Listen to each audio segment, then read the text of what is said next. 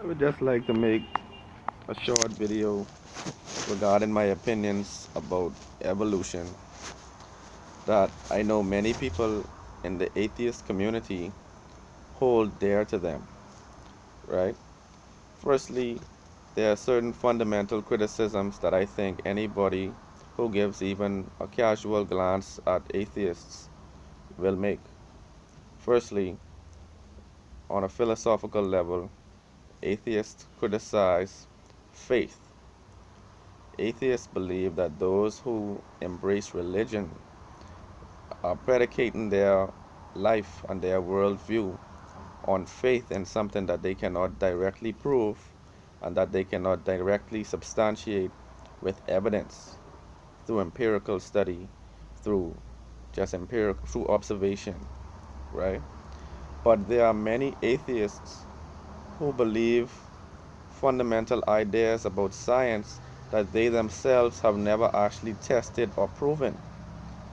There are some people who basically are saying that by virtue of a person calling themselves the authority on science, medicine, biology, just by virtue of them making a claim, they will accept it as being the gospel, right? Because they have a problem with people who believe in anything without having the ability to prove it directly themselves, right? Now, some people might say I reach in, but hear me out. There's a concept called abiogenesis, right? I was introduced to this concept by Minister Inky. Minister Inky actually made mention of an idea that is the fundamental basis of evolution. Abiogenesis is basically non-living matter creating living matter, right? This notion that non-living matter can animate itself and become living matter is something that has never been observed, never been proven, but yet still people use it as the basis to predicate evolution on. All right. Now, me just, I'm giving this the common man's observation, but I mean, I think all of this thought about this maybe since elementary school, right? If there was a big bang, who created the elements that actually collided to create this bang, right? Because certain processes are actually, they had to be written like a code in order for them to take place. For example, for there to be a collision and for there to be an impact and a ripple effect of vibrations and matter flying in all directions, this would have first have to be initiated. Like the realm that matter exists on would have to actually be created in order for the matter to go someplace. All right, because the basis of evolution would have us believe that things existed before existence. All right, where did the actual elements come from?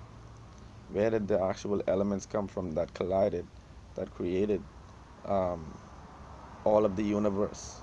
You know, and I mean, this may just be the common man's observation, but I think with a closer look at evolution, you will find that the theory is completely hogwash, okay? Because they will have you believe that the one single cell organism that existed prior to everything else, that one cell became a tree and also became a whale and also became a human. You know, that one single cell is a mango tree today based off that one cell. And so, many things, there are assumptions that people cannot really prove, but people base their ideology on it in order to spawn new disciplines and new ideas, but I just wanted to make this comment because many people who criticize religious people for believing that a creator made the world, made all of us humans, if you consider it, that is the only plausible explanation for existence.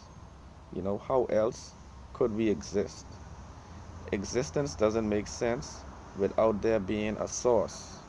And so this is what I think spawned the earliest religions on the continent of Africa. The recognition that there's a source, that we didn't just always exist. And if we always existed, we had to have been fashioned and formed. We had to have had um, an entity writing the code. Because if you consider it, there's also a mathematical um, occurrence in nature which creates the spiral. The spiral, actually, which they call the Fibonacci sequence. It sounds like Liberace, but they call it the Fibonacci sequence, but it's really like a divine sequence that the earliest scientists in Africa already recognized. It was a part of sacred geometry, because people consider it. Africans discovered the notion of a creator long before any other civilization. And so we were able to see the sacredness in science, the sacredness of medicine. We could be able to see what was sacred concerning mathematics, geometry. So many of these things were inspired directly by the Most High. And so just wanted to make this little follow-up video to my previous video about um, various people in the conscious community who actually try to make themselves a deity in order to teach. They make themselves into some sort of pseudo religious leader in order to gain the hearts and minds of the people, but they're failing to acknowledge that there is a creator. Yes, all of us have the creator in us, because we wouldn't be alive if there was not a creator. We wouldn't, the life source, if there was no source of life, then we would have no life, right? This is what I believe. All right, and I think we can all raise our divine consciousness and a divine awareness, and we can raise our energy through our Kundalini practices, and raise our frequency and vibration. But ultimately, I don't care how fast you're vibrating, you're not vibrating faster than the Most High. And in fact, you are not the Most High. Okay, I'm not the Most High. Okay, I'm just a normal human here in the Bahamas, someplace sitting down. So I'm not gonna ever put myself in that capacity, like many people did. You know, I have brothers around the world who did that, and they paid the ultimate price. But and this is not a validation of every form of religion, because Christianity was used to enslave us and oppress us and to slaughter indigenous people around the world. And so we still should be able to, at the end of the day, weed out what is morally beneficial and weed out which is compromising us in a moral sense, and try to live on the moralistic side of the divide. I think that is the ultimate goal of everything. But let me know what your thoughts are about evolution. Let me know what your thoughts are about the creator. Who do you think the creator is? What tradition do you follow? Okay. Let me know what your thoughts are about Rastafari. Um, any people out there watching this? Peace and love. One love.